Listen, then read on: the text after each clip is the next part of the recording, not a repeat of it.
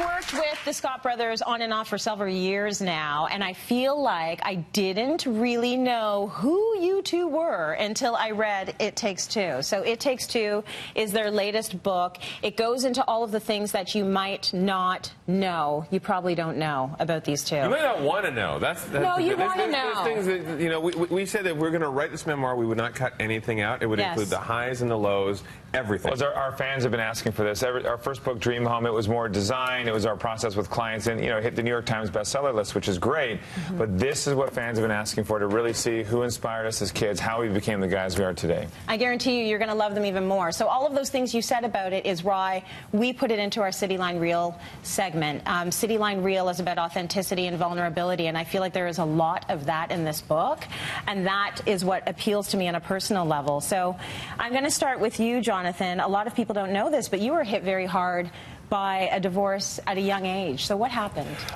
Yeah, I mean, anybody who's been through divorce knows how difficult it can be, and I am a very passionate person, so when I, give my all to something, I'm committed, and that's what I do. And my marriage didn't work, and we were young, but at the same time it was devastating for me. And so I had no desire to go out. This was actually right when Property Brothers first started, so almost 10 years ago. And so I didn't go out. I didn't want to see anybody. And Drew's actually the one who pulled me out of it, because after about 6 months, he's like, "No, you're coming out with us. You're coming out for dinner. You're going to start to socialize." It's hard to see someone that you love, your family, in such a hard position. But also, I was tired of him third wheeling on Linda, my date. So I really wanted him to get out there again. Like, get a life, would ya? But the support, the family support's a big thing, which comes through in the book. I mean, yes. I went through a time where I was really trying to go after my passion with acting, and I ended up spending all my savings. I was drowning in over $100,000 debt, and I didn't know where I would be going. And it was just realizing where I was at, and the drive that our parents instilled in us. That's what got me through that, and that got us where we are today. So you see a lot of that in the book. You see the dips, the ups and the downs, because people see you and they say, "Oh my gosh, it's a success story. It just happened overnight." Yeah. It did not happen overnight. You were $100,000 in debt. You went through bankruptcy. Yeah, I got scammed when I was younger, in my early 20s, and this fellow took everything that I had. I was trying to be a magician, and so I had to go through bankruptcy. And I didn't tell my parents. I was embarrassed, and I was, again, depressed about everything that was happening. And, these are the things. We have always been go-getters. We've always been trying to pursue things, and we were not afraid to take risks. I think over the years, we've become smarter at taking risks and knowing who to trust and who not to trust. But it's an interesting read, and I think it's something that people will be able to relate to, because it's a scary world out there, and nobody wants to make you a success. You have to make yourself a success, and so it's an interesting story. Yeah, I hope it inspires you guys. I hope it inspires all our fans out there who are asking for this. Absolutely. So let's talk a little bit about romance, shall we? So your romantic life plays out in gossip magazines. It's out there in the public, on entertainment shows. How tough is it for you to keep your relationships real when you always have the penetration of the camera? You're exactly right. I mean, it's tough when the cameras are on you all the time, and I mean, it takes a heck of a partner to be able to deal with that day in and day out. But the love of my life is right there, and that's Linda here. Oh, there you are. Hi, Linda. Linda's my biggest supporter, and I couldn't do what I do if it wasn't for her. I didn't even know you were sitting there, Linda. Hi, sweetheart. She's the sweetest woman ever. So yes, I get it. And it's not like you guys are easy to catch. So I mean, the women that you are with right now, they really are the ones that you've decided you want to build your life together with.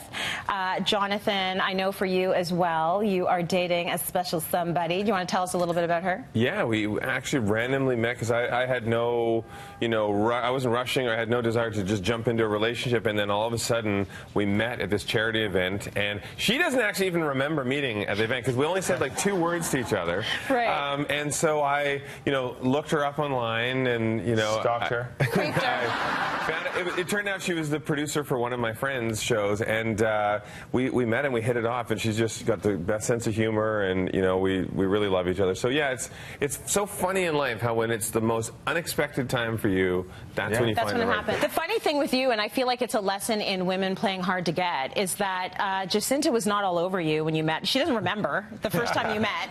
She was very sort of, like, See, so this is what happened. We went out and grabbed drinks. That was our very first date.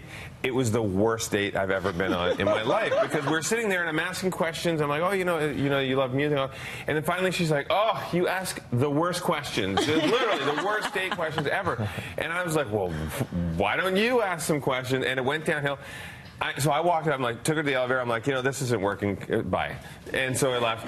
It turns out she was joking. I didn't know she was the most sarcastic person in the world. And so I called her up. I'm like, I'm sorry, for that. It's not who I am. And she's like, I'll tell you what. Why don't we go again? You be less dramatic. I'll be less of less sassy. And we had the best second date ever. Amazing. I just thought she was a jerk. I didn't realize that she was just hilarious. Some of the best relationships start that way. Yeah. You just think each other are jerks, and then all of a sudden you're besties.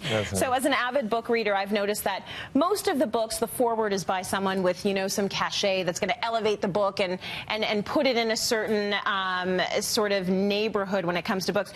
Your foreword is written by your mom and dad. Yeah, that's cachet. That to me says so much about you. Your upbringing is a crucial part of this book. The way your dad was so no nonsense. When you came in 8th, he was like, you were last, okay? You were last. Yeah. You were the last one to run the race. In us, but that's how our parents were. I mean, they were always supporting us. Anything we wanted to do, but they just wanted to see us go after something. They wanted to see us get out there and do something we were passionate about.